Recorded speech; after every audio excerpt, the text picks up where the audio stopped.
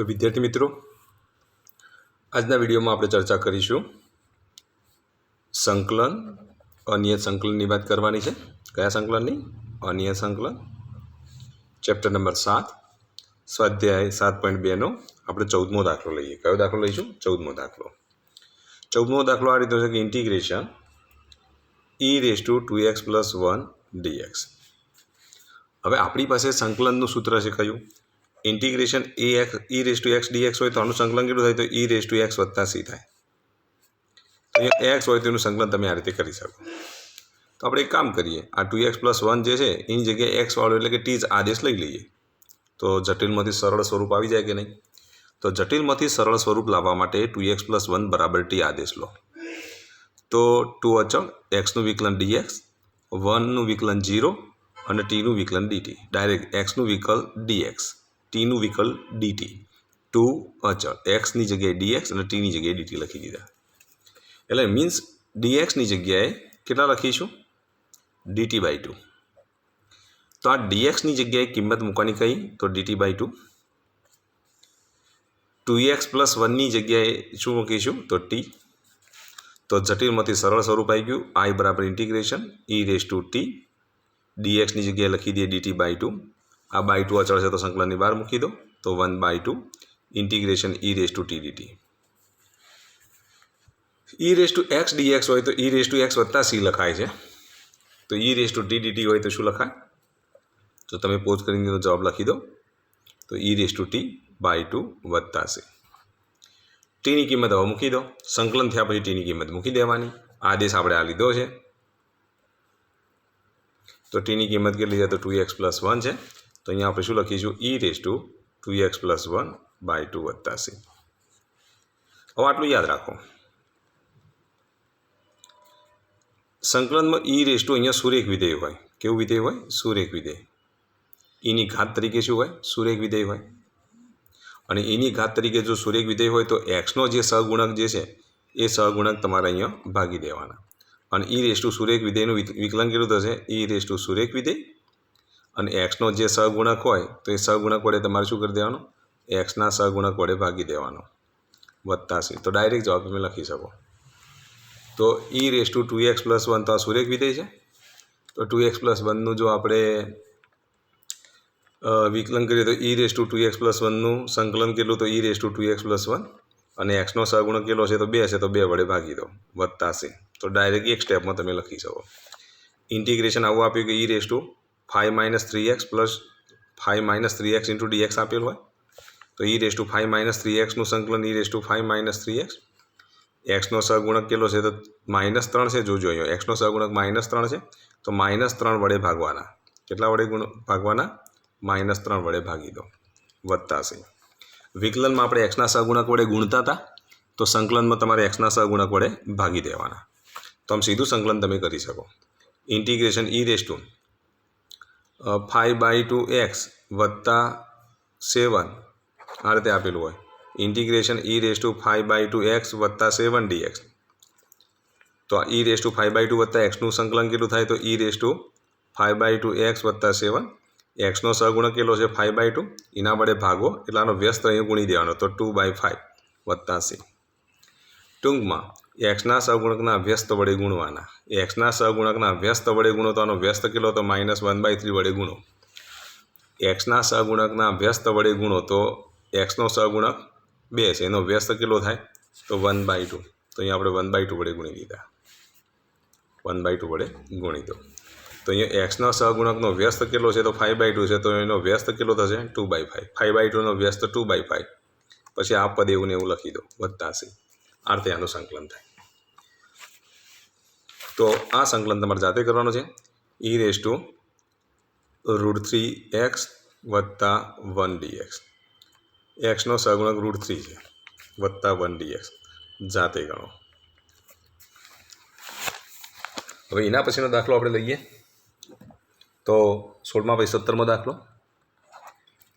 Integration x/e⁻x² dx। હવે x/e⁻x² dx છે। વિચારો x/e⁻x² dx હોય તો આ એક્સ આપણને નડે છે, તો કોના બરાબર આદેશ લેવાથી આ એક્સનો લોપ થાય? કોનું વિકલન એક્સ છે વિચારો તમે. તો તમને ખબર છે કે એક્સ સ્ક્વેરનું વિકલન કરો તો એમાં એક્સ મળે. તો કોના બરાબર આદેશ લઈશું? તો વિડીયોનો પોઝ કરીને તમે જાતે વિચારો કોના બરાબર આદેશ લેવો જોઈએ. એવો આદેશ લેવાનો કે જેથી કરીને જે સંકલ્ય જે છે એ જટિલમાંથી કેવું બનવું જોઈએ? સરળ બનવું જોઈએ. સરળ બનાવવા માટે તમે કેવો આદેશ લેશો એ તમે વિચારી જુઓ. તો વિડીયોનો પોઝ કરી પહેલાં જાતે વિચારો. અહીંયા એક્સ સ્ક્વેર છે, અહીંયા એક્સ છે, તો એક્સ સ્ક્વેર બરાબર ટી આદેશ લેવાથી આપણને ફાયદો થશે. એક્સ સ્ક્વેર બરાબર ટી આદેશ લઈએ તો એક્સ સ્ક્વેરનું વિકલન કેટલું થશે? તો 2x. એક્સનું વિકલ dx, ટીનું વિકલ dt. ડાયરેક્ટ લખતે આવડે કે ના આવડે? એક્સ સ્ક્વેરનું વિકલન dx અને ટીનું વિકલન dt બાય dx. dxને આપણે આ બાદ લઈ ગયા એટલે એક સ્ટેપ ઘટી જાય. તો x ઇન્ટુ dx બરાબર શું લખીશું? dt by 2. તો આમ x ઇન્ટુ dx, તો અહીંયા x ઇન્ટુ dx એની જગ્યાએ માત્ર dt બાય 2 લખવાના છે. તો x ઇન્ટુ dxની જગ્યાએ આપણે dt બાય 2 લખી દઈશું અને આ એક્સ સ્ક્વેર જે છે એની જગ્યાએ શું લખીશું? ટી લખીશું. તો અહીંયા આપણને સંકલ્ય આ રીતે મળે. I બરાબર ઇન્ટિગ્રેશન x ઇન્ટુ dxની જગ્યાએ લખી દઈએ dt બાય 2 અને e રેસ ટુ એક્સ સ્ક્વેરની જગ્યાએ શું લખીશું? e raise to T. તો 1/2 બહાર લઈ જાઓ તો અહીંયા શું થશે? e raise to minus T DT થાય. આના ઉપર લઈ જઈએ તો શું લખાય? e raise to minus T DT. હવે મેં તમને સમજાવ્યું પ્રમાણે આનું સીધું સંકલન કેટલું થાય? તો 1/2. e રેસ ટુ ટીનું સંકલન જો હોય તો e રેસ ટુ ટી થાય. e રેસ ટુ માઇનસ ટીનું સંકલન કરવું હોય તો e raise to minus T. અને ટીનો સહગુણક વડે ભાગવાના તો કેટલા વડે ભાગીશું? -1 વડે ભાગો. ટીનો સહગુણક -1 છે તો -1 વડે ભાગી દો વત્તા સી. તો આના બરાબર શું લખીશું? -1/2 e raise to minus T એટલે છેદમાં લઈ જઈએ તો શું લખાય? e રેસ ટુ ટી વત્તા સી. તો આના બરાબર જો લખીએ તો -1/2 e રેસ ટુ ટીની કિંમત મૂકી દઈએ. સંકલન કર્યા પછી ટીની કિંમત મૂકી દો. કેટલી છે? તો એક્સ સ્ક્વેર. તો e raise to x square વત્તા સી. તો આનું સંકલન આટલું થાય. તો આમ જટિલ સ્વરૂપમાંથી સરળ સ્વરૂપ ફેરવી અને તમે દાખલો ગણી શકો. હવે એક્ઝેક્ટ દાખલો તમે જાતે બનાવો. e રેસ ટુ જો હું એક્સની 4 ઘાત લઉં તો ઉપર શું લખવું જોઈએ? તમે વિચારો. અહીંયા શું લખવું તો આ જટિલ સ્વરૂપનું સરળ સ્વરૂપ બની જાય આદેશ લેવાથી? તો વિડીયોનો પોઝ કરીને તમે જાતે વિચારો. તો અહીંયા e રેસ ટુ એક્સની 4 ઘાત હોય તો તમે અહીંયા શું લખશો? તો એક્સની 4 ઘાતના વિકલનમાં એક્સ ઘન આવે. તો હવે તમે કોના બરાબર આદેશ લેશો? જાતે વિચારો. તો વિડીયોને પોઝ કરી જાતે પહેલાં વિચારી જુઓ. તો તમને ખબર જ છે કે એક્સની 4 ઘાત બરાબર ટી આદેશ લેવાથી આપણને ફાયદો થાય. તો એક્સની 4 ઘાત બરાબર ટી આદેશ લઈ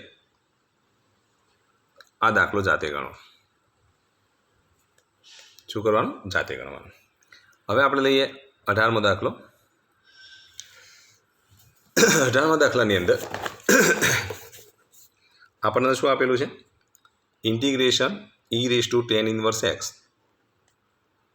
અપોન 1 + x² આપેલ છે ઇન્ટુ dx.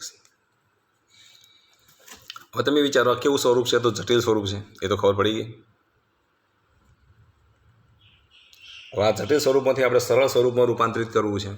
કોના બરાબર આદેશ લેવાથી આપણને ફાયદો થાય વિચારો તમે? e રેસ ટુ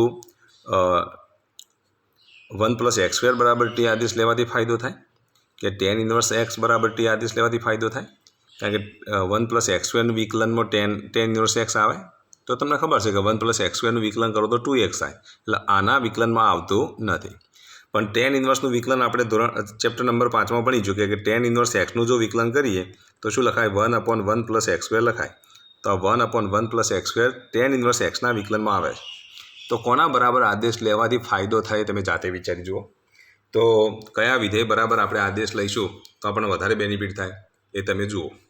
તો તમને ખબર છે કે 1 + tan ઇન્વર્સ x બરાબર ટી આદેશ લેવાથી આપણને વધારે ફાયદો થાય છે. અને tan ઇન્વર્સ x બરાબર ટી આદેશ લેતા tan ઇન્વર્સ xનું વિકલન કેટલું થશે? તો 1/1 + x² ઇન્ટુ શું લખીશું? dx બરાબર શું લખીશું? dt. ધેરફોર dx/1 + x² બરાબર કેટલા લખીશું? dt. તો dx/1 + x² ની જગ્યાએ dx/1 + x² ની જગ્યાએ શું લખીશું? dt લખીશું. તો tan ઇન્વર્સ xનું વિકલન 1/1 + x² અને xનું શું થશે? dx. તો tનું શું થશે? dt. તો dx/1 + x². તો આમ dx अपॉन 1 + x² जग्याए मात्र ने मात्र dt ज लखवानुं थाय छे। तो जटिल स्वरूपमांथी शुं आवी गयुं? सरल स्वरूप। तो हवे आपणे दाखलो गणीए।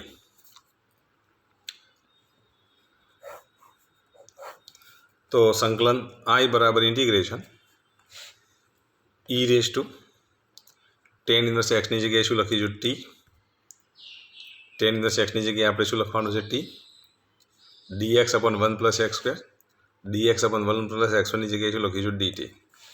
તો આ કેટલું જટિલ સ્વરૂપ છે, એની સામે આ કેટલું સરળ સ્વરૂપ આવી ગયું।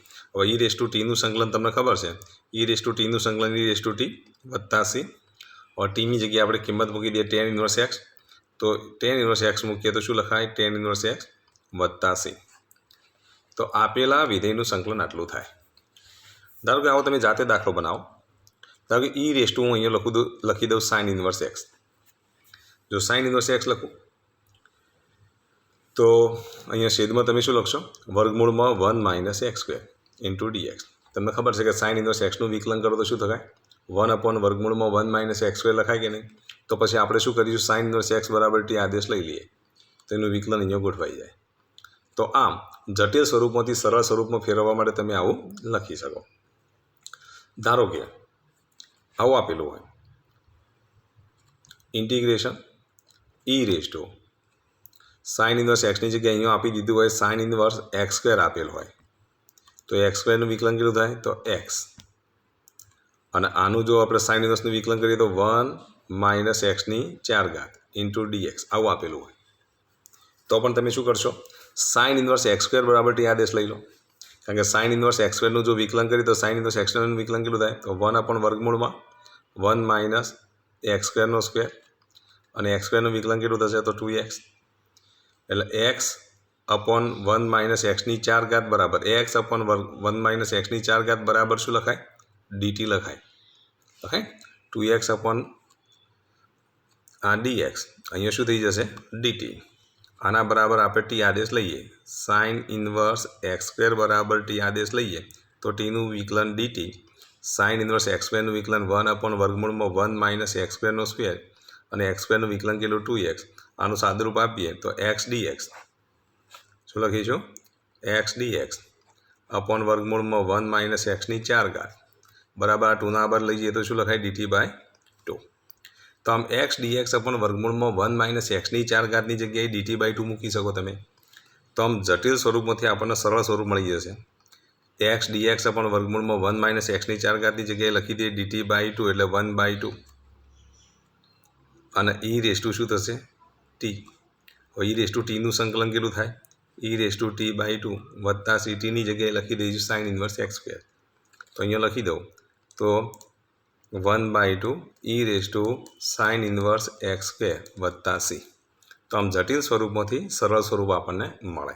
તો કયો વિધેય બરાબર આદેશ લેવાથી ફાયદો થાય એ તમને ખબર પડવી જોઈએ। તો આ દાખલો તમે જાતે પ્રયત્ન કરજો। તો આવો દાખલો જો પૂછાય તો તમને આવડવો જોઈએ। હવે 19મો દાખલો જુઓ, ઇન્ટિગ્રેશન e⁻2x - 1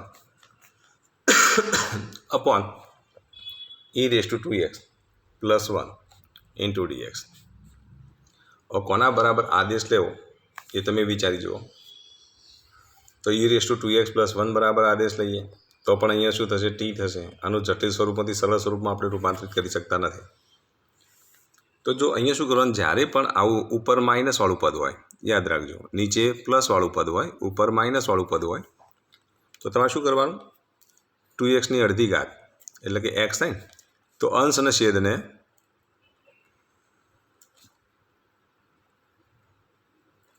e⁻x વડે ભાગો।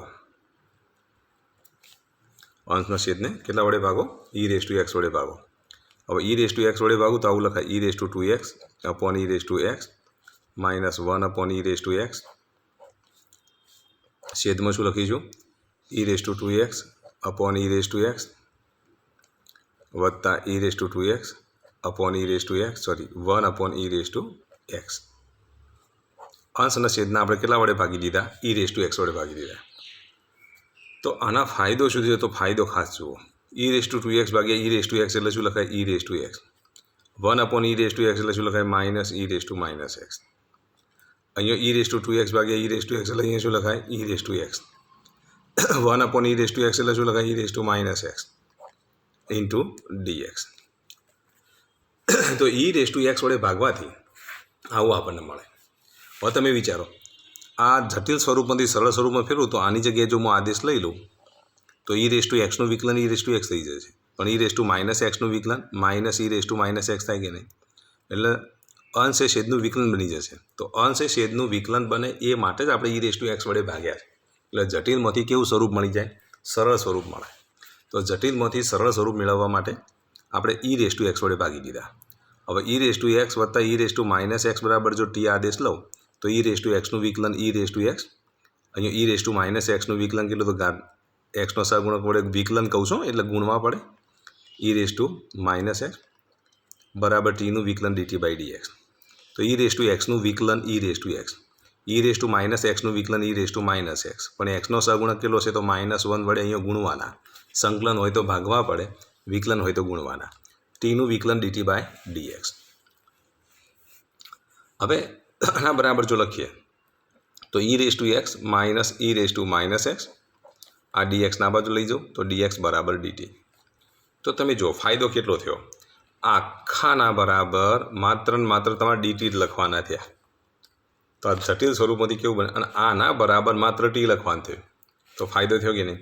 તો જો અંશના બરાબર તો ડાયરેક્ટ dt લખી દઈએ, અને છેદમાં આખા પદ બરાબર શું લખીશું? t લખીશું. તો dt/t અને dt/t બરાબર તો શું લખાય? log mod of t વત્તા c. ટીની કિંમત મૂકી દો તો log mod of ટીની કિંમત કેટલી છે? તો e⁻x, ટીની કિંમત આપણે મૂકી દઈએ e⁻x વત્તા e⁻−x વત્તા c. તો આનું સંકલન આટલું થાય. હવે આનો એક્સ્ટ્રા દાખલો આપવાની જરૂર નથી, કારણ કે એક્ઝેક્ટ એવો દાખલો 20માં આપી જ દીધો છે. 20મો દાખલો આ રીતનો છે, e⁻2x વત્તા માઇનસ e⁻−2x છેદમાં કેટલા આપેલા છે? e⁻2x વત્તા e⁻−2x dx. આવું તમને આપી દીધું છે. તો પછી આના બરાબર t આદેશ લઈ લેજો. જો આના બરાબર t આદેશ લઉં તો આવું લખાય e⁻2x વત્તા e⁻−2x બરાબર t આદેશ લીધો. e⁻2xનું વિકલન e⁻2x, એક્સનો સહગુણક 2 એટલે 2 વડે ગુણવાના. e⁻−2xનું વિકલન e⁻−2x, એક્સનો સહગુણક -2 વડે ગુણવાના. ટીનું વિકલન dt/dx. આમાંથી 2 કોમન કાઢો તો e⁻2x માઇનસ e⁻−2x બરાબર dt/dx. આ dxના બાજુ ગુણી કાઢો, 2ના બદલાઈ દો તો e⁻2x minus e⁻−2x into dx બરાબર dt/2. આવું થાય. તો આખાના બરાબર dt/2 લખી દેવાના. કેટલા લખી દેવાના? dt/2. આખાના બરાબર dt/2. અને છેદમાં તો t લખીશું. એટલે જવાબ કેટલો આવશે? તો આના જેવો જ જવાબ આવશે. અહીંથી તમે જાતે પ્રયત્ન કરો. તો આવો દાખલો બુકમાં આપેલો જ છે, માટે એનો આપણે એક્સ્ટ્રા દાખલો બનાવતા નથી. હવે ત્યાર પછી આપણે દાખલો લઈએ નેક્સ્ટ. તો 11મો દાખલો જુઓ, 21મો દાખલો જુઓ. તો integration tan² 2x + 3 into dx. પહેલી વાત તો એ tan² આપણી પાસે સંકલન જ નથી. sec² તમને ખબર, tan x નું વિકલન sec² થાય, tan² ના થાય. તો અહીંયા નિત્ય સમ વાપરવાનો. જ્યારે tan² કે cot વર્ગવાળા પદો હોય ત્યારે નિત્ય સમ વાપરવો જરૂરી છે.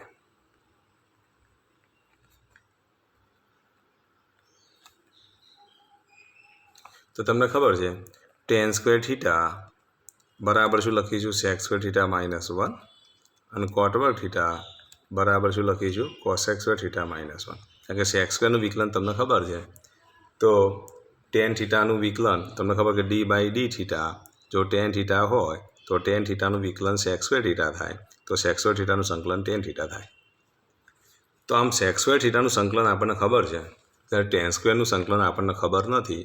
તો તો જ્યારે પણ પદોની અંદર ટેન સ્ક્વેરનો કોટ વર્ગ આવે તો એના માટે નિત્યસમ વાપરવાનો. ટેન સ્ક્વેર થીટા હોય તો શું લખાય? સેક સ્ક્વેર થીટા -1 અને કોટ વર્ગ થીટા હોય તો શું લખાય? Cosec square theta -1. આ નિત્યસમોનો તમારે ઉપયોગ કરવો પડે. એ નિત્યસમનો ઉપયોગ કરીશું. બીજું જોડે જોડે આ સુરેખ વિધેય છે. સુરેખ વિધેયનું સંકલન કરતી વખતે એક્સના સહગુણક વડે ભાગી દેવાના. ખૂણો એવો ને એવો રાખવાનો, પણ એક્સના સહગુણક વડે ભાગવાના. વિકલનમાં એક્સના સહગુણક વડે ગુણતા હતા તો સંકલનમાં એક્સના સહગુણક વડે તમારે શું કરી દેવાનું? ભાગી દેવાનું. તો હવે આનું આપણે સાદુરૂપ આપીએ. તો આવું આપેલું છે. સંકલનમાં ઇન્ટિગ્રેશન I બરાબર ટેન સ્ક્વેર 2x + 3 × dx. હવે જો આ ટેન સ્ક્વેર ચાલશે નહીં તો નિત્યસમ વાપરો. તો નિત્યસમ વાપરીએ તો I બરાબર ઇન્ટિગ્રેશન ટેન સ્ક્વેરની જગ્યાએ શું લખીશું? સેક સ્ક્વેર 2x + 3 -1 × dx. સેક સ્ક્વેરનું સંકલન તમને ખબર છે. તો સેક સ્ક્વેરનું સંકલન કેટલું થાય? તો સેક સ્ક્વેરનું સંકલન 10, ખૂણો એવો ને એવો, પરંતુ એક્સના સહગુણક વડે અહીંયા શું કરી દેવાના? ભાગી દેવાના. અહીંયા એક્સના સહગુણક વડે ભાગી દઈએ તો એક્સનો સહગુણક 2 છે તો 2 વડે ભાગી દો. અને એક્સ પ્રત્યે જો કરીએ સંકલન તો આનું શું થશે? એક્સ વત્તા c. 1નું સંકલન કેટલું થાય? એક્સ વત્તા c. આટલું સંકલન થાય. હવે એક્સ્ટ્રા દાખલો ગણવાનો. ઇન્ટિગ્રેશન અહીંયા તમને ટેન સ્ક્વેરની જગ્યાએ આપી દીધા હોય કોટ વર્ગ અને અહીંયા 4x + 1 dx આપેલો. કોટ વર્ગ માટે પણ તમારે કયો નિત્યસમ વાપરવાનો? કોસેક સ્ક્વેરવાળો. એ નિત્યસમ વાપરીને દાખલો તમારે ગણવાનો છે. ત્યાર પછી 22મો દાખલો જે છે, 22મો દાખલો, એ પણ તમારે જાતે ગણવાનો છે. દાખલા તરીકે અહીંયા આપેલું છે સેક સ્ક્વેર 7 - 4x. તો સેક સ્ક્વેરનું સીધું સંકલન તમને ખબર હશે. સેક સ્ક્વેરનું સંકલન કેટલું થાય? તો 10. 7 - 4x ને એક્સના સહગુણક વડે ભાગી દેવાના. તો આ દાખલો તમે જાતે ગણો. ત્યાં પછી 22માં પછી આપણે લઈએ 23મો દાખલો. 23મા દાખલામાં એવું આપેલું છે કે સાઇન ઇન્વર્સ x અપોન વર્ગમૂળમાં 1 - x² dx. તો આટલું યાદ રાખો. સાઇન ઇન્વર્સ x બરાબર t આદેશ લેવાથી આ વિકલનમાં વપરાઈ જશે. એટલે જટિલમાંથી કેવું સ્વરૂપ આવી જશે? સરળ સ્વરૂપ. એટલે સાઇન ઇન્વર્સ x બરાબર તમારે t આદેશ લઈ અને આ દાખલો પૂરો કરવાનો છે. તો આટલા દાખલા તમારે ગણવાના છે. આજના વિડીયોમાં આપણે આટલા સુધી રાખીશું.